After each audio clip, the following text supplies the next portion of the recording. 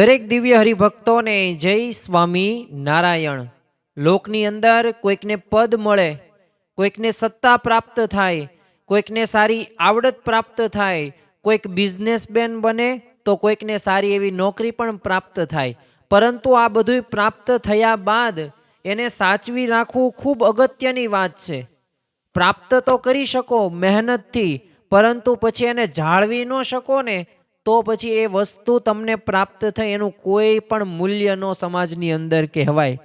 તો એમ આપણને ભગવાનની પ્રાપ્તિ થઈ જાય અને ભગવાનને આપણે તર્ક વિતર્ક અને શ્રદ્ધા સાથે પણ ભગવાન અને સંતને આપણે ઓળખી લીધા, પરંતુ ઓળખાઈ ગયા પણ પછી જો આ ત્રણ વાતો આપણે ધ્યાનમાં ન રાખીએ ને તો ખરેખર એ પ્રાપ્તિનું કાંઈ મૂલ્ય ન કહેવાય, એમાંથી કોઈ પણ પ્રકારનું ફળ પ્રાપ્ત નથી થતું।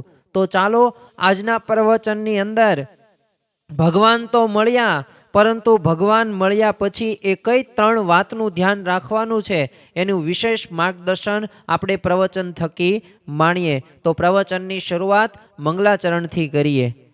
હે નાથ મુજને મતિ શુદ્ધ દેજો, હૈયે સદા સેવક ભાવ રહેજો।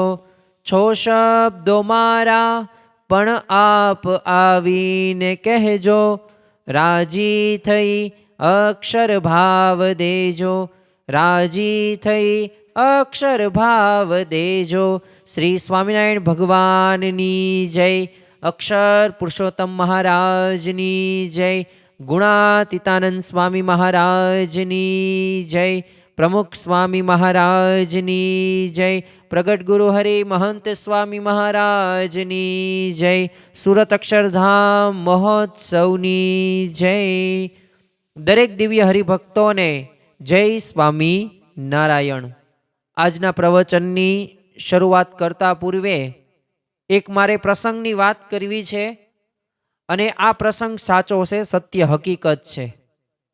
1998ની અંદર મહારાષ્ટ્ર મુંબઈની અંદર જે વિશ્વની સૌથી મોટી એક ઝૂંપડપટ્ટી છે, મથારે ઝૂંપડપટ્ટી, પરંતુ આ ઝૂંપડપટ્ટીની અંદર એક જોગેશ્વરી વિસ્તાર છે, અને આ જોગેશ્વરી વિસ્તારની અંદર પણ ઝૂંપડપટ્ટીની અંદર એક પોતે ગરીબ બાળક રહેતો હતો।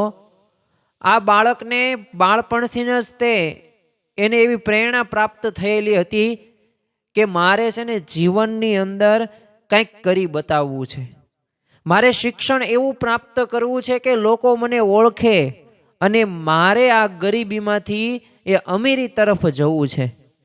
અને આ પ્રેરણા સાથે કેવી કેવી પરિસ્થિતિની અંદર પોતે તૈયારી કરે, પોતે શિક્ષણ પ્રાપ્ત કરે।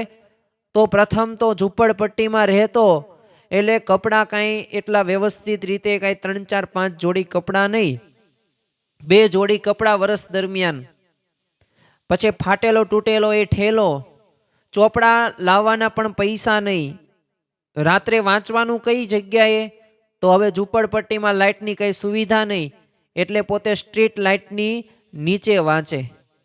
હવે પોતે ઝૂંપડપટ્ટીમાં જ રહેતો હતો એટલે આજુબાજુ એ ગટરની એક ભૂંગળા દુર્ગંધ સતત આવે, અને આપણને પણ ખ્યાલ છે કે મુંબઈ મહારાષ્ટ્ર 24 કલાક ધબકે, ધબકતું હોય એટલે શું કે 24 કલાક એ ક્યારે આરામ હોય જ નહીં, એ રાત દિવસ કામ ધંધો બધો નોકરી શરૂ જ હોય। તો એ હોર્ન વચ્ચે, એ વાહનો વચ્ચે એ પોતે વાંચે, ઉઘાડ ઠંડી હોય કે ચોમાસું હોય કે ઉનાળો હોય, અને સાથે સાથે મચ્છરનો પણ એટલો ત્રાસ। હવે આવી પરિસ્થિતિની અંદર એને સંકલ્પ કર્યો કે મારે ગમે તેમ થઈ જાય પરંતુ સારું ભણવું છે। તો એને 10માનું રિઝલ્ટ આવ્યું અને આખા મહારાષ્ટ્રની અંદર પોતે 99.99% સાથે પ્રથમ નંબર એનો આવ્યો, અને છેલ્લા 20-40 વર્ષનો એ મહારાષ્ટ્ર બોર્ડનો એને રેકોર્ડ તોડ નાખ્યો, એટલા ટકા એને મેળવ્યા। સ્વાભાવિક રીતે આટલા બધા ટકા મેળવ્યા હોય અને આવી નિમ્ન એવી પરિસ્થિતિની અંદરથી આવું ઉચ્ચ એક શિખરો સુધી પહોંચ્યો તો બધા ઇન્ટરવ્યુકાર આવ્યા, અને ત્યાંના ચીફ મિનિસ્ટરે પણ બધી સુવિધાઓ આપી, એક ફ્લેટ લાવી દીધો, ટીવી, ફોન, અને મહારાષ્ટ્રની સારામાં સારી સ્કૂલની અંદર એને 11માની અંદર એને એડમિશન આપવામાં આવ્યું સાયન્સની અંદર।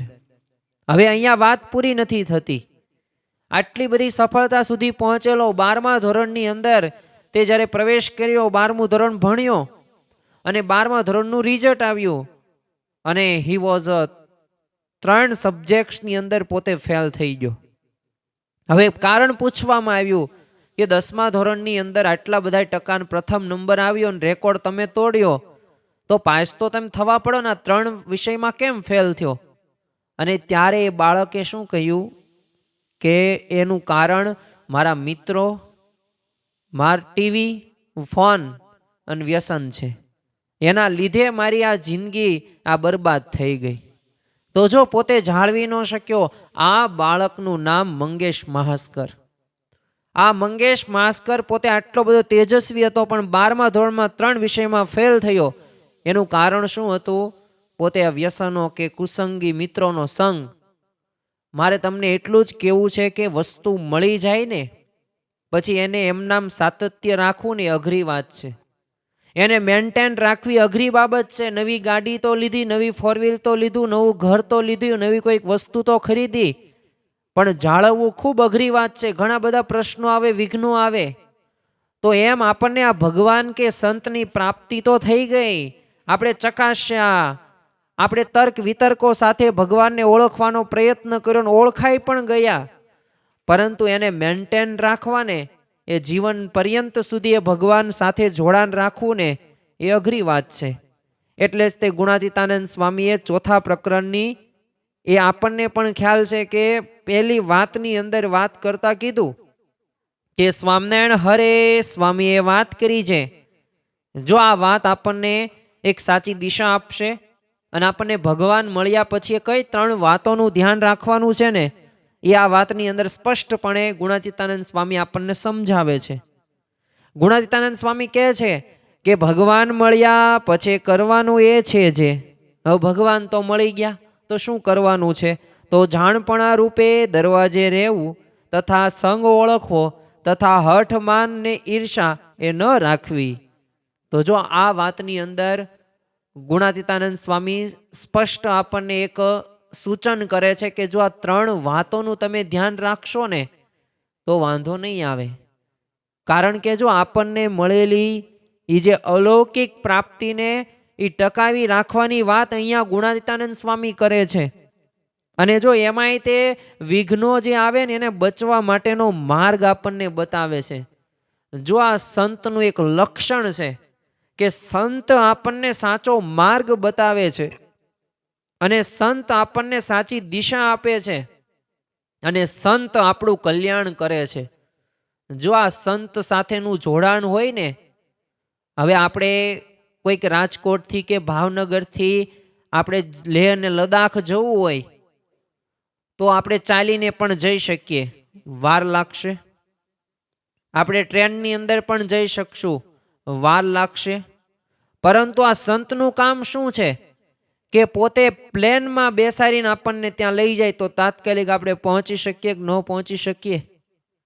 આપણે જો રસ્તો ચાલીને જઈએ, ગાડી લઈને જઈએ ટ્રેનમાં, તો આપણે ચાલીને જઈએ કેટલા બધા પ્રકારના વળાંકો વળવા પડે, અરે ઘણી બધી વખત કેટલો સમય પસાર થાય. પરંતુ જો આ સંતનું સાચું લક્ષણ છે કે એ સમયસર અને આપણા લક્ષ્ય સુધી આપણને પહોંચાડે છે. અને પાછું સાથે સાથે જે વિઘ્નો આવે ને એનો બચાવવાનો પણ માર્ગો આપણને કહે છે. જો આપણને ભગવાન મળ્યા ને એ જ એક સૌથી મોટી પ્રાપ્તિ થઈ ને, ભગવાનને સત્પુરુષ આપણને ઓળખાડ્યા. કારણ કે તમે જો ભગવાનની પ્રાપ્તિ કરવા માટે એ આગળ ઇતિહાસના જ્યારે પાનાઓમાં તમે ડોક્યું કરીને જુઓ ને ત્યારે ભક્તોએ કેટલી બધી કપરી સાધનાઓ કરેલી. હવે સંત એક ફરીદ થઈ ગયા, એક પોતે મુમુક્ષુ હતા, ભગવાનને એમને શોધવા હતા, ભગવાનની પ્રાપ્તિ કરવી હતી. તેમને નક્કી કર્યું કે મારે એવું તપ કરવું છે ને કે ભગવાન પ્રસન્ન થાય, તો પોતે એ ઝાડ ઉપર છે ને ઊંધા માથે લટકીને તપ કરે. હવે લોહી જામી જતા શરીરમાંથી ધારા છૂટે અને કાગડા છે ને ફોલવા લાગ્યા. હવે એક કાગડો હતો ને એના મોં ઉપર બેઠો ને આંખ ઉપર છે ને ચાંચ મારવા લાગ્યો. અને ત્યારે સંત ફરીદ, હવે બધા શરીરના અંગો તો એ કાગડાઓ એ તો ખાઈ જ ગયા, ધીમે ધીમે લોહી લુહાણ થઈ ગયા હતા, પીડા પણ એટલી થતી જ, પણ જ્યારે આંખોમાં જ્યારે ચાંચું વાગીને ત્યારે આ સંત ફરીદ શું કહે છે કે કાગા સબતન ખાઈયો ચૂન ચૂન ખાઈયો માંસ, દો નેના મત ખાઈયો મોહે પ્રભુ મિલન કી આસ. હે કાગડા, એ તારે તનની અંદર જે ખાવું એ ખાઈ લે, તમતાર ચૂંટી ચૂંટીને ખાઈ લે, કાંઈ બાકી ન રાખતો, પરંતુ આ બે આંખો ન ખાતો, કારણ કે મારી હજી આશા અધૂરી છે, હજી મારી ઈચ્છા પૂરી નથી થઈ. મારે તો આ બે આંખે ભગવાનના દર્શન કરવાના છે. જો લોકની અંદર છે ને કોઈક દાન કરે, કોઈક તીર્થ કરે, કોઈક વ્રત કરે, કોઈક યાત્રા કરે, જો આ બધા જ સાધનોથી ભગવાન એમ મળતા નથી. કરવા જોઈએ ભક્તિભાવ સાથે, કારણ કે ભગવાન રહ્યા ને એ ક્રિયા સાધ્ય નથી, એ કેવા છે કૃપા સાધ્ય છે. અને ભગવાનને જેના ઉપર કૃપા થઈ ગઈ તો એ ખરેખર ધન્ય વ્યક્તિ થઈ ગયો, ધન્ય મુમુક્ષુ થઈ ગયો. કારણ કે ભગવાનની કૃપાની વાત દર્શાવતા તે જો ગુણાતીતાનંદ સ્વામી એ સ્પષ્ટ એમની વાતોની અંદર કહે છે કે મોરે તો છે ને મુમુક્ષુ ભગવાનને ખોળતા, આજ તો ભગવાન જ્યાં એ મુમુક્ષુને ખોળે. આ કળિયુગની અંદર આપણે જોતા હશું કે સત્પુરુષ આપણી પાસે આવે, સંતો સારા ઉપદેશો આપણને આપે, પણ છતાં આપણને ટાઈમ નથી, સમય નથી. પણ પહેલાના સમયની અંદર મુમુક્ષો ભગવાનને ખોળતા હતા. સમય થાય ને એટલે પોતાનું કામકાજ બધું તે પરવારીને એ ભગવાનને સંતનો સમાગમ કરે. અરે વનની અંદર પણ જતા હતા. ચાર આપણે વર્ણાશ્રમ છે, એ બ્રહ્મચર્ય આશ્રમ હોય, ગૃહસ્થાશ્રમ હોય, કે પછી સ્વાભાવિક વન પ્રસ્થાન આશ્રમ હોય, તો વનમાં શા માટે જતા? ભગવાનને સંતને શોધવા માટે. હું એમનો આશરો લઉં, એમનો શિષ્ય થાઉં અને એમની આજ્ઞા પ્રમાણે મારું જીવન બનાવવું હોય. પાછળની જિંદગીની અંદર મારે મોક્ષનું કામ કરવાનું છે. તો જો પહેલાના સમયની અંદર આવા મુમુક્ષુ હતા. હવે આપણે કળિયુગના મુમુક્ષુ છીએ કે સતયુગના મુમુક્ષુ છીએ, એ આપણે ધ્યાન રાખવાનું છે. જો ગરડા પ્રથમના 78મા વચનામૃતની અંદર શ્રીજી મહારાજ પોતે કહે છે જ્ઞાની અજ્ઞાની એ સર્વે મને દેખો. અને આ પોતે જો શ્રીજી મહારાજ અને ભગવાન આ શુભ સંકલ્પો કરીને જ ભગવાન કૃપાએ કરીને આ લોકમાં પધારે છે. એમને કોઈ પણ રીતે ભોગ કે સત્તા કે પૈસા એ એમને ઈચ્છા છે જ નહીં, પણ એમને તો દરેક જીવનું એમને કલ્યાણ કરવું છે. દરેક જીવને એક આધ્યાત્મિક રીતે એવી સ્થિતિ સુધી પહોંચાડવા છે, ભગવાન જેવો આનંદ આપવો છે. આ એમનો મુખ્ય ઉદ્દેશ છે. ચોમાસામાં તમે જોજો, જેમ દેડકાનું બહાર નીકળવું છે ને અને વરસાદનું પછી વરસવું છે, એમ આપણો આ મનુષ્ય અવતાર રહ્યો ને અને ભગવાનનું જે પ્રાગટ્ય રહ્યું ને એ બે તકે તક થયેલું છે. અને આપણો અવતાર થયો એટલે કે મનુષ્યનો અવતાર આપણને પ્રાપ્ત થયો 84 લાખ યોનિની અંદર, અને સામે ભગવાનનું પણ પ્રાગટ્ય થયું, તો આપણા બહુ મોટા ભાગ્ય કહેવાય. જો વચનામૃતની અંદર શ્રીજી મહારાજે એવું કીધું કે ભક્તનો અવગુણ જે દ્રોહ કરે ને તો એને પર્વત ને વેલ ને એના બધાના અવતાર મળે. એટલે જો પર્વત પથ્થરની અંદર પણ જીવ સમાયેલો છે. હવે કેટલા વર્ષો, કરોડો વર્ષો સુધી એમના એકના એક સ્થાને એ શિલા પથ્થર રહેશે. એનું કલ્યાણ કઈ રીતે? હા, સંત ત્યાં જાય તો થાય કલ્યાણ. બાકી એક પથ્થર થોડો સભામાં આવે, પથ્થર થોડો સંતોનો સમાગમ કરે. તો જો એટલે ભક્તનો દ્રોહ કરે ને ત્યારે આવું એમને કીધેલું છે, આ કર્મનું ફળ એવું રહેશે. એટલે હવે થયેલી આ જે દુર્લભ પ્રાપ્તિ રહી ને એને આપણે જાળવી રાખવાની છે. કુંભાર હોય ને એ માટલા સાચવવા માટે ક્યારેય તમે સેફ ડિપોઝિટ વોલ્ટ એને ન જોઈએ, પણ સોની હોય ને સોની, એને દુકાનમાં સોનું સાચવવા માટે એને જરૂર પડે, કારણ કે સોનું રહ્યું ને એ માટલા કરતાં, માટી કરતાં કિંમતી છે. એટલે અને અત્યારે તમે ભાવ જોતા હશો 1,30,000, 1,35,000 આવા ભાવ એ આપણને જોવા મળે છે. તો એને જરૂર પડે, પણ ઓલા કુંભારને માટલા સાચવવા માટે એ સેફ ડિપોઝિટ વોલ્ટની નો જરૂર પડે. અને નિષ્કાન સ્વામી એટલે જ તે આપણને કેવી પ્રાપ્તિ થઈ છે એનું સરસ મજાનું કીર્તનની 2 કડીઓ હું તમને કહું. ઘણી બધી વખત આપણે સાંભળી પણ હશે. નિષ્કાન સ્વામી કહે છે, માનો મળી છે મોટી વાત, હાથ આવી તેમાં હારજો રે, કરી જતન દિવસ રાત, સૂતા બેઠા સંભારજો રે. આ એવી મોટી વાત મળી છે ને કે એને તમે જાવા ન દેતા, દિવસ રાત સૂતા બેસતા આને યાદ જ કરતા રહેજો. જો પ્રાપ્તિનો વિચાર એ અખંડ સુખી રહેવામાંનો જ એક વિચાર, એટલે પ્રાપ્તિનો વિચાર જે આપણને શ્રીજી મહારાજે આપ્યો, તો આ વિચારથી આ શક્ય આપણે છે. જો આ પ્રાપ્તિને સાચવવા એટલે ગુણાતીતાનંદ સ્વામી 3 વાતનું ધ્યાન રાખવાનું આપણને જણાવે છે. આપણે આ 3 વાતને સમજીએ, જેથી આપણને ખ્યાલ આવે કે આ ભગવાન કે સંતની તો પ્રાપ્તિ થઈ ગઈ છે, આ સત્પુરુષ અને સંતો, આ મંદિરો, આ શાસ્ત્રો, આ હરિભક્તોની તો પ્રાપ્તિ થઈ છે, પણ આને મારે જાળવવાની છે. અને આ 3 વાતનું મારે અવશ્ય ધ્યાન રાખવાનું છે. પહેલી જ વાત છે, અને એ વાત છે જાણપણા રૂપ દરવાજા જે રહેવું. ગુણાતીતાનંદ સ્વામી આ વાતની અંદર શું કહે છે કે જાણપણું રાખવાનું. આપણે ઘણી બધી વખત સાંભળ્યું હશે કે જાગતે રહો. હવે શા માટે જાગતે રહેવાની વાત આવી છે? કારણ કે આપણે જો જાગીશું નહીં ને તો ચોર ન્યાય ચોરી કરીને વહી જશે. જો આપણે આપણા બાળકોમાં જાગતા નહીં હોય ને તો એનામાં સંસ્કાર નહીં આવે, અને સંસ્કાર નહીં આવે ને તો સંપત્તિ ને સંતતિ બંને ગુમાવવાનો વારો આવશે. એટલે આપણને જાગતા રહેવાની વાત કરે છે. તો આપણે આમાં જાણપણું રાખવાનું છે, અને દરવાજે ઊભું રહેવાનું. એટલે કાંઈ વસ્તુ આપણે અંદર આવે જ નહીં. જો ભગવાન વિના અન્ય વસ્તુનું કે વ્યક્તિનું પ્રધાનપંતનું ન થાય ને, એ માટે આપણે સતત થોડીક જાગૃતિ રાખવીને એને જ જાણપણું કહેવાય. કચ્છમાં છે ને સમૈયા બાદ હરિભક્તો શ્રીજી મહારાજની રજા લેવા માટે શ્રીજી મહારાજ પાસે જાય છે, અને આ બધા હરિભક્તો કહે છે કે મહારાજ અમારા ઉપર દયા રાખજો, હવે અમે જઈએ છીએ, અહીંયા હવે કંઈ કામકાજ છે નહીં. એટલે મહારાજે છે ને સામે જ કીધું, તમે પણ છે ને અમારા ઉપર દયા રાખજો. એટલે હરિભક્તોને નવાઈ લાગી કે આમ કેમ વાત કરી, પરંતુ હરિભક્તોએ ત્યારે કાંઈ પ્રશ્ન ન થયો. પણ પછી રસ્તામાં થોડાક પાદરે આવ્યા ને ત્યારે વિચાર કર્યો કે ચાલો આપણે તો એમને કીધું કે અમારા ઉપર દયા રાખજો, એ તો બરોબર છે, કારણ કે એ ભગવાન છે ને આપણે ભક્તો છીએ, અને આપણા ઉપર દયા રાખે તો જ તે સારું કહેવાય ને. પણ આપણને શ્રીજી મહારાજે સામે જ કેમ કીધું તમે અમારા ઉપર દયા રાખજો? બધાએ થોડીક ગોષ્ઠી કરી, પ્રશ્ન તર્ક વિતર્ક કર્યા, પણ કાંઈ જવાબ મળ્યો નહીં. એટલે બધા હરિભક્તોએ નક્કી કર્યું કે ચાલો આપણે ફરી વખત પાછા જઈએ અને શ્રીજી મહારાજને પૂછીએ કે તમે કેમ કહો છો કે અમારા ઉપર દયા રાખવાનું? એટલે મહારાજે એને વાત કરી કે તમે કીધું એ બરોબર, પણ તમે અમને કેમ એમ કીધું? અને ત્યારે મહારાજે કીધું કે જો આ તમારા 5 હાથના શરીરમાં એક મુઠ્ઠી જેવડું છે ને હૃદય છે, અને એમાં મારો નિવાસ છે. એને તમે શુદ્ધ રાખજો, જેથી એમાં હું સુખેથી રહી શકું. એટલે મેં તમને કીધું કે મારા ઉપર આટલી દયા કરજો. તો જો આપણે એ દારૂ હોય કે વ્યસન હોય કે ક્રોધ હોય કે કામ હોય કે લોભ હોય, આ એવા સ્વભાવો રાખતા હશું ને તો ભગવાન અને સંતને નથી ગમતું.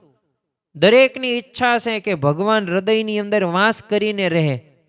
પણ જો ભગવાન ક્યાં વાસ કરે? આપણું હૃદય પવિત્ર હોવું પડે, શુદ્ધ હોવું પડે. હવે આપણા હૃદયની અંદર ઉકોડો હોય તો ભગવાનને આવું ગમે? ન ગમે સ્વાભાવિક રીતે.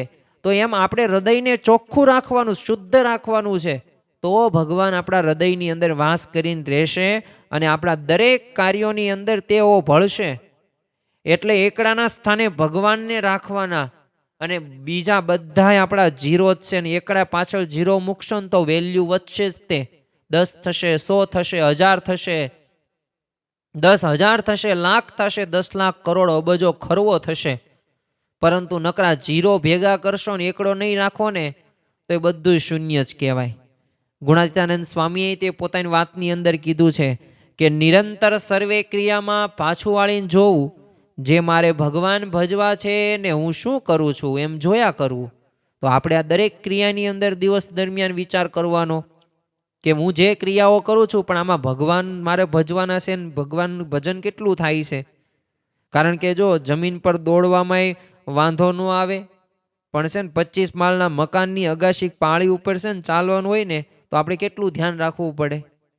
કારણ કે ખબર છે કે જો ધ્યાન નહીં રાખીએ પડી જશું.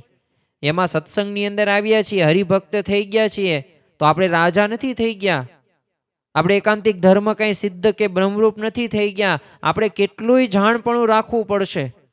અને જો જાણપણું હોય ને એ જ આગળ વધી શકે છે. કોઈક વિદ્યાર્થી હોય જે ધોરણ 10 કે 12માં ભણતો હોય ને, તો એ પોતે જો જાણપણું નહીં રાખે ને તો સમયસર લેશન નહીં થાય, સમયસર પાકું નહીં થાય, અને સમયસર સારા એવા માર્ક્સ કે ટેસ્ટ પણ નહીં દઈ શકે, અને દેશે તો એમાં માર્ક્સ નહીં આવે. તો જો એ જાણપણું રાખે છે, હા અત્યારમાં ટીવી ન જોવાય, મિત્રો બોલાવવા આવે તો રખડવા ન જવાય, કામ હોય તો પતાવીને તરત આવતું રહેવાય. આ જો એ જાણપણું જે વિદ્યાર્થી રાખશે ને એને જ ટકા સારા આવશે. યોગીજી મહારાજ તો ખરેખર આ જાણપણું એટલે શું ને એનું સરસ મજાની એક વ્યાખ્યા કરતા કે ફેને 2 પ્રકારનું જાણપણું રાખવું. એક તો આ ભગવાન અને સંતમાં મનુષ્ય ભાવ ન આવે એનું જાણપણું, અને કોઈનો અભાવ ન આવે ને એનું જાણપણું. તો જો મનુષ્ય ભાવ નહીં, દિવ્ય ભાવ, નિર્દોષ બુદ્ધિ આપણે રાખવાની છે. ગઢડા પ્રથમના 38માં વચનામૃતની અંદર શ્રીજી મહારાજ આપણને કહે છે કે છે ને આ માટે જાણપણા રાખવા માટે સત્સંગમાં થોડુંક નામું રાખવાનું. હવે આપણે કેમ ઉધાર જમાના ચોપડા રાખીએ કે આટલા રૂપિયા આવ્યા, આટલા રૂપિયા ગયા, આટલા રૂપિયા ચૂકવવાના બાકી, આટલા લેવાના બાકી, તો આ બધું આપણે નામું લખીએ, દર વર્ષે આપણે હિસાબ કિતાબ કરતા હોઈએ. એવી જ રીતે આપણે નિયમ ધર્મની અંદર, સત્સંગની અંદર કેટલી આપણી પ્રગતિ થઈ, સમજણમાં કેટલી પ્રગતિ થઈ. હું ક્રોધ તો નથી કરતો ને, હું લોભ તો નથી કરતો ને, હું અપ્રામાણિકપણે તો વર્તન નથી કરતો. આનું આપણે નામું રાખવાનું છે. અને આ નામું હશે ને તો ભગવાન અને સંત અવશ્ય રાજીને રાજી થશે. ગુણાતીતાનંદ સ્વામી પોતાની વાતની અંદર કહે છે કે આમ સારામાં સારું શું ને ભૂંડામાં ભૂંડું શું. તો આ ભગવાનને આ સંતનો સંબંધ થયો ને એ ખરેખર એથી કાંઈ સારું છે જ નહીં બીજું, એટલે એ સારામાં સારું. અને ભૂંડામાં ભૂંડું શું, તો એમનામાં મનુષ્ય ભાવ આવે, ભૂંડામાં ભૂંડું. એટલે મનુષ્ય ભાવ આપણે નથી લાવવાનો. અને જો એમનો અવગુણ આવ્યો હોય તો આમ માથું કપાણું જાણવાનું, કારણ કે મોક્ષના દ્વાર પર તાળું જ લાગી જાય. એમનામાં મનુષ્ય ભાવ એટલે આપણો મોક્ષ અટકે, ફરી વખત આપણે જન્મ લેવો પડે, અને ફરી વખત એ તમારા એકડા બગડાને ભણવાનું પાછું શરૂ. એટલે આ પ્રકારની આપણા જીવનની અંદર સમજણ હોવી ખૂબ જરૂરી છે, જાણપણું રાખવાનું. અને જો ભગવાન અને સંત આપણા જેવા લાગે, એમની ક્રિયા હોય કે એમની વાણી હોય કે દેહની રીત હોય, બાળ યુવા કે વૃદ્ધાવસ્થા, એ આપણું જેવું જ થાય. પરંતુ જેટલો ફેર રાયણ અને લીંબોળીમાં છે ને એટલો ફેર આપણામાં અને એમનામાં છે.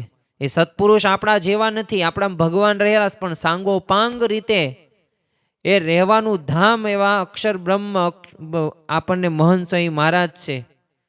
તો એ પાછી એક આપણે થોડુંક ધ્યાન રાખવાનું. એમની જો બધી ક્રિયા કેવી નટની પાયે માયાની પેઠે છે, સાથે સાથે બધી ક્રિયા ચરિત્રો દિવ્ય અને કલ્યાણકારી છે, કે એક ચરિત્રો એ દિવ્ય છે. જેમ સાકરનું નાળિયેર હોય ને તો એના છોતરા હોય, કાચલી હોય કે નાળિયેર હોય, પાણી હોય, બધું કેવું હોય, સાકરનું હોય. એમ ભગવાન અને એમના ધારક સંતની પણ સર્વે ક્રિયા કેવી હોય, દિવ્ય છે ને કલ્યાણકારી છે. ભલે મનુષ્યની જેમ પોતે ચરિત્રો કરતા હશે, પરંતુ એમાં આપણે મનુષ્યની બુદ્ધિ નથી રાખવાની, એમાં આપણે દિવ્ય ભાવ રાખવાનો છે, એમાં નિર્દોષ ભાવ રાખવાનો છે. આ જ આપણી મોટામાં મોટી સાધના છે. સર્વે સાધનાનું ફળ કયું, તો દિવ્ય ભાવ. પણ પ્રગટમાં આવો દિવ્ય ભાવ રાખીએ ને, ભગવાન પરોક્ષ થઈ જાય, એમાંય દિવ્ય ભાવ રહે. જો અઘરો પડે આપણને પ્રગટની અંદર દિવ્ય ભાવ રાખવો, બરાબર. કારણ કે જો પ્રગટ હોય પ્રભુજી જ્યારે જીવથી ના ઓળખાય, મનુષ્ય ભાવ કલ્પ્યા કરે છે પાછળથી ગુણ ગાય. એ વ્યાસ ભગવાનને પણ અશાંતિ પ્રવૃત્તિથી ઉપનિષદો લખા, મહાભારત લખી, પુરાણો લખ્યા, અશાંતિ જ હતી. પરંતુ ત્યારે શું કીધું નારદજીએ કે તમે છે ને પ્રગટના ચરિત્રો લખો, એટલે એમને શ્રીમદ ભાગવત લખી. શ્રી કૃષ્ણ ભગવાનના એ પ્રગટ ચરિત્રો લખ્યા અને પછી એમને શાંતિ થઈ. તો જો પ્રગટની વાત કંઈક અલગ છે. રામચંદ્રને જો સીતાની પાછળ વનમાં પાગલ થઈને ભટકતા જોયા ને પાર્વતીજી, એટલે મનુષ્ય ભાવ આવી ગયો હતો. હવે શ્રી કૃષ્ણ ભગવાને એમના જે ગોપ બાળકો સાથે પોતે એઠું ખાતા હતા, હવે આ જોઈને બ્રહ્માજીને મનુષ્ય ભાવ આવી ગયો. અને એવી જ રીતે શ્રીજી મહારાજે પણ અદીબાને ખભે ખાલી હાથ મૂક્યો હતો. એ તો અદીબાને એ સંકલ્પ એવો કરેલો હતો, કારણ કે એક વખત મહારાજને ઈચ્છા થઈ કે મારે પરણવું છે, અને અદીબાને તૈયાર કરવામાં આવ્યા. હવે અદીબા હતા એ તો 16 શણગાર કરીને આવે છે, પણ મહારાજે જોયા ને કે ઉલટી થવા લાગી, અને એમને તરત પછી એમની એક લીલા હતી, મનુષ્ય ચરિત્ર હતું. અને મહારાજ એમનો સ્પર્શ પણ ન કર્યો, એમનું સામું પણ ન જોયું. અને એમને ત્યારે રહી ગયું મહારાજે મારો સ્પર્શ મને અડાય નહીં. તો એમને સંકલ્પ કર્યો એટલે એ નીચે ઉતરતા જ મેળા ઉપર એટલે અદીબા આગળ હતા એટલે એમના ખભે હાથ મૂક્યો. અને આ જોયું કોને? ગઢાળીના આંબા શેઠે. હવે ગઢાળીના આંબા શેઠ, ગઢાળી એ ગઢડાથી 10 થી 12 કિલોમીટર આઘું થાય. દરરોજ સવારે વહેલા પોતે બ્રાહ્મ્ય મુહૂર્તની અંદર જાગે, સારા એવા તાજા દાંતણ લે અને મહારાજને અર્પણ કરવા ચાલીને એ ગઢાળીથી ગઢડા આવે. આવા પોતે એ નિષ્ઠાવાન એવા સત્સંગી હતા ગઢાળીના આંબા શેઠ. પણ એમને શ્રીજી મહારાજ પ્રત્યે મનુષ્ય ભાવ આવી ગયો. તમે જો મત્સ્યાવના તે ફઈબા હતા તો આ ફઈબાને મનુષ્ય ભાવ આવી ગયો. માનતા હતા ભગવાન તમે જ છો, માનતા હતા પણ ભગવાનનું ન માન્યા. ઘણી બધી વખત છે ને આપણે ભગવાનને માનીએ છીએ, સત્પુરુષને માનીએ છીએ, શાસ્ત્રને માનીએ છીએ, મંદિરને માનીએ, સંતો હરિભક્તોને માનીએ, પણ જ્યારે એમના શબ્દો વાક્યો માનવાનું થાય ને એ પાછા આપણે માની નથી શકતા. એટલે કેવા ખાતર આપણે માનીએ પણ વચનોને આપણે માન્ય નથી રાખતા. તો જ્યાં સુધી એ નહીં થાય ને, એ આજ્ઞા પ્રમાણે વર્તન નહીં થાય ને ત્યાં સુધી આપણામાં એ જુસ્સો કે ઝૂમ આવશે ને. એ પ્રગટની વાતો ભલે આપણે સાંભળતા હશું પણ જ્યાં સુધી એ જીવનમાં નહીં આવે ને ત્યાં સુધી એ પ્રકારે સુખ આપણને નહીં આવે. જો રૂપિયાની નોટ અને બીજા કાગળ આમ સરખા લાગે પણ નોટ ઉપર કોનો સિક્કો હોય? ગવર્નરનો સિક્કો હોય. તો એની કિંમત કેવી થઈ જાય? અનેક ગણી થઈ જાય. એમ ભલે સ્વામીશ્રી અને સામાન્ય મનુષ્ય લાગે આમ તમને સરખા જ તે, પણ સ્વામીશ્રીને શ્રીજી મહારાજનો અખંડ સંબંધ છે ને એટલે તેઓ દિવ્ય છે ને કલ્યાણકારી છે. બીજું આપણે જાણપણું એક એ પણ રાખવાનું છે કે અભાવ અવગુણ નથી રાખવાનો. કારણ કે જો અભાવ અવગુણ રહ્યા ને એ ઝેર સમાન છે. મહંત સ્વામી મહારાજ ઘણી બધી વખત આપણને કહે છે. યોગીજી મહારાજ પણ કહેતા કે આ સત્સંગનું સુખ કેવું છે? તો કેસર કેરી જેવું છે. અને એમાં જો અભાવ અવગુણની ખટાશ ભળે ને તો સુખ ન આવે. કેરીનો રસ સરસ મજાનું કેસર કેરીનો રસ કાઢ્યો હોય અને એની અંદર એવા ખાટા 2-3 હોય ગોટલા એ નાખ્યો તમે અને લીંબુનો રસ નાખી દો તો એ તમને કેસર કેરીનો એ રસનો સ્વાદ આવશે નહીં આવે. ખબર છે, કારણ કે એમાં ખટાશ ભળી ગઈ છે. તો એમ આપણે આપણા જીવનની અંદર કેસર કેરીનું સુખ આ સત્સંગમાં જ પ્રાપ્ત થવાનું છે. અંતરમાં આનંદના ફુવારા છૂટશે જ તે, પરંતુ ત્યાં માટે પાત્રતા કેળવવી ખૂબ જરૂરી છે. ગઢડા મધ્યના 63મા વચનામૃતની અંદર શ્રીજી મહારાજે વાત કરી છે કે જ્યારે ભગવાનના ભક્તોને બ્રહ્મની મૂર્તિ જેવો માનવી અને એના વિશે મનુષ્ય ભાવ નહીં લાવવાનું. તો જો આ ભગતજી મહારાજે કરેલું, આપણી ગુણાતીત ગુરુ પરંપરાએ કરેલું, અને ગઢડા પ્રથમના 28મા વચનામૃતની અંદર મહારાજે કહી દીધું કે અભાવ અવગુણ લેવાથી છે ને અર્ધ બળિયા કાષ્ટની પેઠે ધૂંધવાવું પડે અને સુખ ન આવે. તો સુખ પ્રાપ્ત કરવા માટે, એ ભગવાનની પ્રાપ્તિ માટે આપણે અભાવ અવગુણને દૂર કરવાના છે. આમાં તર્ક વિતર્ક નથી કરવાનું. તમે ભક્ત ચિંતામણીની અંદર 64મા પ્રકરણની અંદર જ્યારે રાઠોડ ધાંધલના ઘરે જ્યારે સારંગપુરની અંદર શ્રીજી મહારાજે ફૂલદોલનો જ્યારે ઉત્સવ કર્યો ને ત્યારે ઉત્તર ગુજરાતની અને દક્ષિણ ગુજરાતની બધી બાય હરિભક્તો પણ આવેલા હતા. એમાં ડાંગરવાના જતન ફોય પણ હતા. હવે આ ઉત્તર ગુજરાતની બાય હરિભક્તોએ કેવી માંગણી કરી, તો એની અંદર માંગણીની અંદર એવું જ છે. આપણે 1-2-3 કડીઓ બોલીએ જેથી આપણને ખ્યાલ આવે. મહાબળવંત માયા તમારી, જેને આવરિયા નરે નારી, એવી માયા ન અમને વ્યાપે. તો જો આ માયા આપણને વ્યાપે નહીં ને એવું ભગવાન પછી આગળ તેઓ શું કહે છે? સતસંગી જે તમારા કહાવે, તેનો કેદી અભાવ ન આવે. દેશ કાળને ક્રિયાએ કરી, કેદી તમને ન ભૂલીએ હરી. તો જો આ એક માંગણી કરી અને ફગવા માગ્યા કે તમારો જે સત્સંગી હોય ને, જે કહેવાય એને કોઈ દિવસ અમને અભાવ ન આવે. અરે ગમે તેવા દેશકાળ આવે, ગમે એવી ક્રિયા કરે ને તોય અમે એમને ન ભૂલીએ. તો જો આ માંગણી આ ઉત્તર ગુજરાતની બાય હરિભક્તોની નહીં પણ આપણી 100 કોઈની માંગણી આ હોવી જોઈએ કે મને એવા કોઈ પણ ભક્તનો મને અભાવ અવગુણ ન આવે. ઝેર સમાન છે. ઝેર પીવાનો વારો આવે આપણને ગમશે? વારો આવે ત્યારે ન ગમે. મન પણ ન થાય તો એમ આપણે અભાવ અવગુણ લેવો જોઈએ નહીં. બીજી વાત આપણે એ પણ સમજવી પડે કે ભગવાન અને સંતની પ્રાપ્તિ તો થઈ ગઈ, પરંતુ જો આપણે કુસંગને નહીં ઓળખીએ ને તો આ સત્સંગ આપણો ચૂથાઈ જશે. આપણને આ સત્સંગની અંદરથી એ સુખ અને આનંદની પણ પ્રાપ્તિ નહીં થાય. કારણ કે સત્સંગની અંદર તે એ સંઘનું ખૂબ મહત્વ રહેલું છે. આમ તો લૌકિક માર્ગે પણ આપણે ગુજરાતીની અંદર કહેવત સાંભળી છે કે સંગ તેવો રંગ. જેવા સંઘની અંદર આપણો ઉછેર થાય, એવું જેવા વાતાવરણની અંદર આપણે રહેતા હોય, જેવા વ્યક્તિઓ સાથે રહેતા હોય, એવા આપણામાં પણ ગુણો આવે છે. પછી જો સારાનો સંગ કરીએ તો સારા ગુણો આવે છે, અને જો ખરાબ વ્યક્તિઓનો સંગ કરવામાં આવે તો પાછું એ ખરાબ સંગના લીધે એ અધપતન પણ થતું જોવા મળે છે.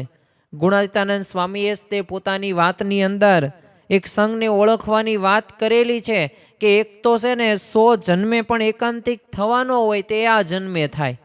જો સારાનો સંગ મળે ને તો આ જન્મે એકાંતિક થવાનો હોય તો 100 જન્મ ધરવા પડે, અને જો ઉતરતાનો સંગ મળે ને તો જો આપણને એટલી ખ્યાલ આવી જાય કે જો સારાનો સંગ મળે ને તો 100 જન્મે થવાનો ને આ જન્મે એકાંતિક થઈ જાય. અને આ જન્મે એકાંતિક થવાનો હોય પણ એને ઉતરતાનો સંગ મળે તો 100 જન્મ એને ધરવા પડે છે. એટલે કે જન્મ મરણના એ રોગ રહ્યા ને એ એને મટતા નથી. 100 મણ લાકડું એ મણ પથ્થરને તારે છે, પણ 100 મણ પથ્થર એ મણ લાકડાને ડૂબાડે છે પાછું. એમ છે ને સંગ રહ્યો ને એ મહત્વનો છે, અને સંગે કરીને ડૂબે કે તરે છે. એટલે આપણા જીવનની અંદર આપણી સત્પુરુષના શરણે જઈએ ને તો અવશ્ય આપણને એક સાચી દિશા ખ્યાલ આવશે, કેવાનો સંગ કરવો અને કેવાનો ન કરવો.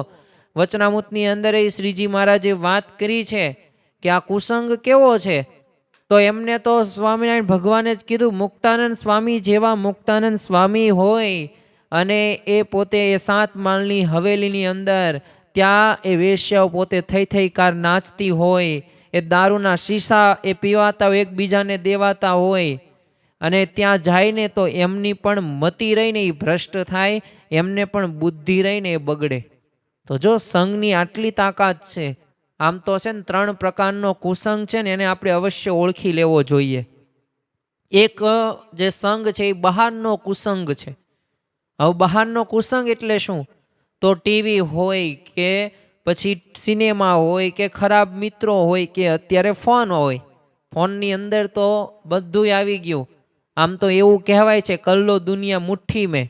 દુનિયાને આપણે મુઠ્ઠીમાં કરી નાખી, પરંતુ પાછા એને આપણે જે રીતે ઉપયોગ કરવાનો હોય એ રીતે આપણે કરતા નથી. એટલે એક પ્રકારનો કુસંગ થયો, જે બહારનો કુસંગ ગણી શકાય.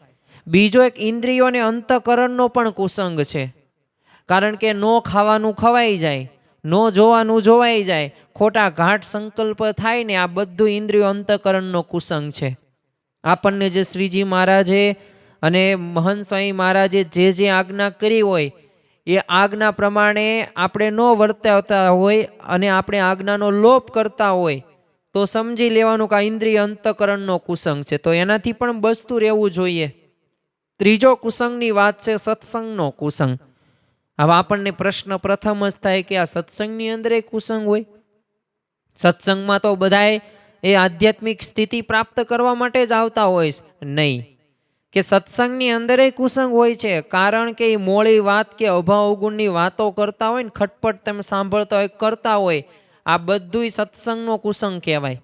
આવી મોળી વાતો સાંભળવી પણ નહીં અને કોઈને કરવી પણ નહીં, તો આ તમે કુસંગીમાં ગણાશો. પણ આ સત્સંગનો કુસંગ એ ખરેખર આપણા જીવનની અંદર એ ઓળખી રાખવો જોઈએ. કારણ કે એ મોળી વાત કરનારથી દૂર રહેવું જ જોઈએ. અને જો દૂર નહીં રહીએ ને તો આપણને સંતનો, હરિભક્તનો, સ્વયંસેવકનો, છેલ્લે ભગવાનનો અવગુણ આવી જશે. કારણ કે સાકર મઢ્યું ઝેર છે. એ ગુણાતીતાનંદ સ્વામીના વખતની અંદર ગુજરાતમાંથી છે ને 2 હરિભક્તો સ્વામીનો સમાગમ કરવા માટે જૂનાગઢ આવ્યા હતા. હવે મંદિરમાં આવતા છે ને એમને 6 આંગળિયા સાધુ હતા ને એ મળ્યા હતા. એટલે હવે એમને આ 6 આંગળિયા જે સાધુ હતા એમને ગુણાતીતાનંદ સ્વામીનો અભાવ હતો. એટલે પોતાના આસન ઉપર છે ને તે લઈ ગયા આ 2 હરિભક્તોને. હવે એમનો સ્પષ્ટ ઉદ્દેશ હતો બે હરિભક્તોનો, આપણે ગુણાતીતાનંદ સ્વામીનો સમાગમ કરવા માટે જવાનું છે. પરંતુ આ એમને લઈ ગયા એટલે જો એ પોતે હતા સાધુ, પણ છતાં એ અભાવની બધી વાતો કરી. તે ઓલા બધાએ પેલો સ્વામીને મળ્યા વિના જ તે હે ને એ જતો રહ્યો. અને ગુણાતીતાનંદ સ્વામીને ખબર પડી કે એમાંથી એક હરિભક્ત એ મળ્યો હતો, પણ કીધું કે તમે બે હરિભક્ત આવવાના હતા ને બીજો હરિભક્ત ક્યાં હતો? ગુણાતીતાનંદ સ્વામી જાણતા હતા. એ કે એ તો ત્યાં વહી ગયો ને તમને મળવા નથી આવવાનો. ત્યારે ગુણાતીતાનંદ સ્વામી બોલ્યા કે ગયો ગયો ગયો, ગર્ભવાસ લખ 84 જમપુરીમાં ગયો. તો જો આ પ્રકારનું એક લોકનું હિતનું એક કલ્યાણ થવાનું હોય, પણ છતાં પણ કલ્યાણ વચ્ચે આવા અભાવ ને અવગુણની વાતોવાળા પણ જોવા મળે છે. એ સત્સંગની અંદર જ હોય છે. આપણને પાછા પડે, આપણને એવા વાક્યો કે ને મોડી વાત કે ના એ તો ભાઈ અત્યારે કળિયુગ છે, એવા નિયમ બહુ ન પાલન કરવાનું, જેટલા થાય એટલા પડાય, બહુ યથાશક્તિ પ્રમાણે વર્તાય, બહુ વધારે પડતું ન કરાય, એવું ભગત ન થવાય.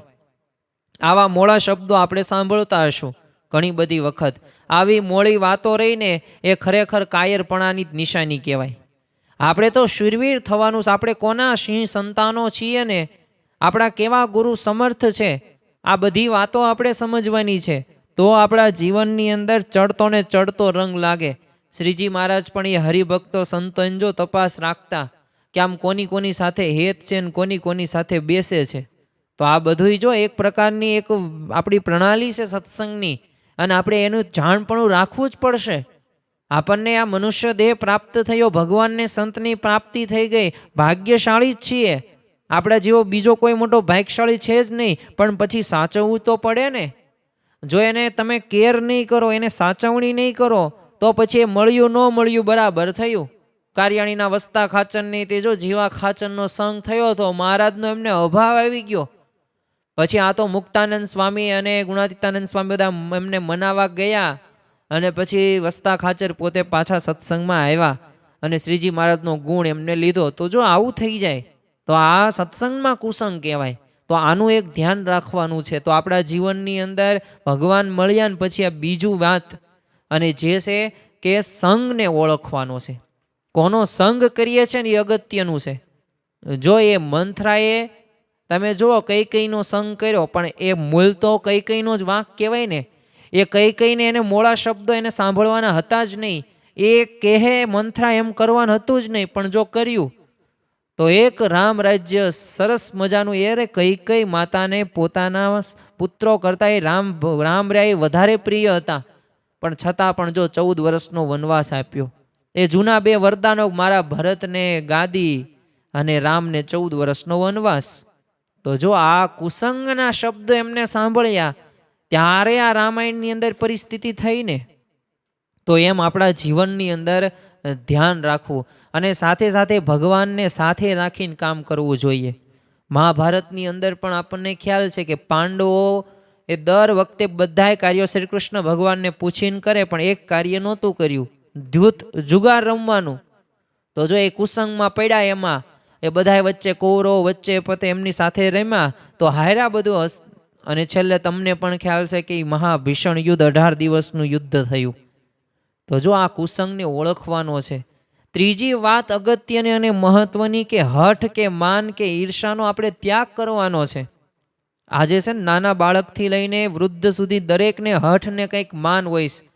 અને આજે ઈર્ષા કેવી હોય છે કે આપણા ઘરે કંઈક ફ્રીજ હોય આવે, એ જે એક 20-25 હજારનું હોય, પાડોશીના ઘરે 50,000નું ફ્રીજ આવે ને, તો બોલો આપણે વર્ષોથી સપનું જોયું હોય ને આપણા ઘરે માન 15-20 હજારનું ફ્રીજ આવ્યું હોય, અને નવું જ લીધું છે આપણે, અને 5 વર્ષની એ ગેરંટી પણ છે, પણ છતાં આપણને આનંદ નહીં આવે. કેમ નહીં આવે?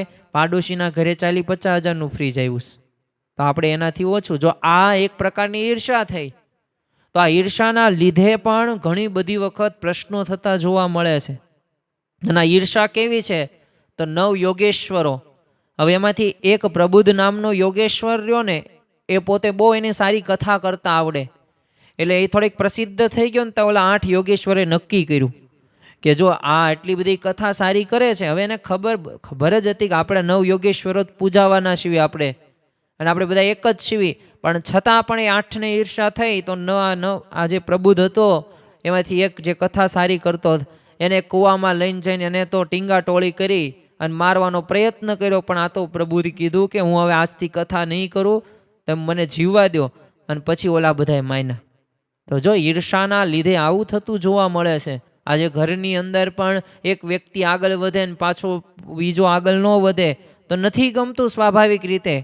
તો ઈર્ષાના લીધે જ નથી ગમતું. એટલે આનો આપણે ત્યાગ કરવાનો છે. સત્સંગની અંદરે આવ્યા છીએ તો જો દરેકના એક લેવલ હોય છે, ત્યાં ઈર્ષા આપણે નથી કરવાની. અને હઠ એટલે શું? આ મન ધાર્યું કરવાનું. ગુણાતીતાનંદ સ્વામીએ પણ પોતાની વાતની અંદર કીધું છે, કોઈ પણ વાતનો છે ને મમત કે પક્ષપાત ન રાખવો. કાજે એમાંથી તો જીવનું બહુ ભૂંડું થાય છે. અને મમત્વ રાખશો એટલે ગયા, સમજી જ લેવાનું. ભરત રાજા તમે જુઓ, પોતે રાજપાટ છોડીને નીકળ્યા હતા, પણ મૃગલામાં મમત્વ બાંધ્યું, એમને પક્ષપાત રાખ્યો તો છેલ્લે શું થયું? એ મૃગલાનો અવતાર લેવો પડ્યો. એમ દેહને આપણે ગમે એટલો ત્યાગી કરવા પ્રયત્ન કરીએ, પણ ત્યાગ અંદરથી ન ગયો હોય, મમત્વ રહી ગયું હોય, તો પછી અંતકાળે એ કામમાં કાંઈ આવવાનું નથી. એ આપણે ભોગવવું જ પડશે. એ આપણી કસર થઈ ગઈ. મત્સ્યાના ફઈબા હતા, 32 વખત મહારાજ તેમને ત્યાં હતા, રહ્યા હતા. 32 વખત મહારાજ એમના ઘર પધરામણી કરી. વિચાર તો કરો તમે. તોય મહારાજ આગળ જો પોતાને હઠ ન મૂકી તો ન જ મૂકી. તો મહારાજે શું કર્યું? મત્સ્યાઓનું પાણી હરામ કર્યું.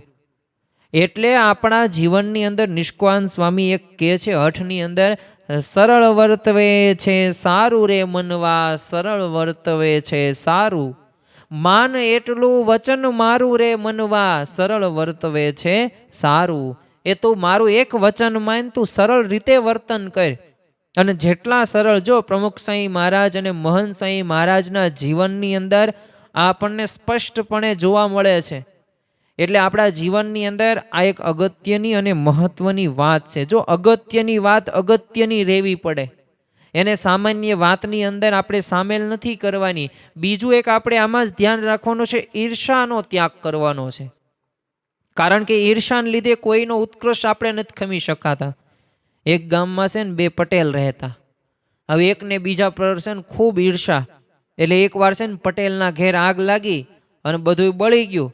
તો આમ બીજો પટેલ હતો ને ખૂબ રાજી થયો અને મનમાં વિચાર થયો કે ગાડું બળી ગયું હશે કે નહીં, જો એ નહીં બળ્યું હોય તો ફરી સમૃદ્ધ થઈ જશે. અને જોવા ફરી પાછો આવ્યો ને, તા એ ખોટો શોખ કરવા લાગ્યો. એટલે ઓલો પેલો પટેલ કે તારા મનમાં છે ને એ પણ બળી જ ગયું છે, તમ તાર તું ઉપાધિ ન કરતો. તો જો હવે આવી ઈર્ષા હોય તો કોઈ આગળ ન વધી શકે. પ્રમુખ સાંઈ મહારાજમાં આ શીખવાનું છે, ઈર્ષા નહીં, કોઈ પણ પ્રકારની સ્પર્ધા નહીં. આપણો જે લીટો રહ્યો ને એ લાંબો કરવા પ્રયત્ન કરો. અન્યના લીટા ઘૂસીને કે બળતરા કરીને કોઈ દિવસ કોઈ આગળ વધતું નથી. ગઢડા મધ્યના 52માં વચનામૃતની અંદર શ્રીજી મહારાજ વાત કરે છે કે શ્રદ્ધાએ સહિત અને ઈર્ષાએ રહિત ભક્તિ કરવાની.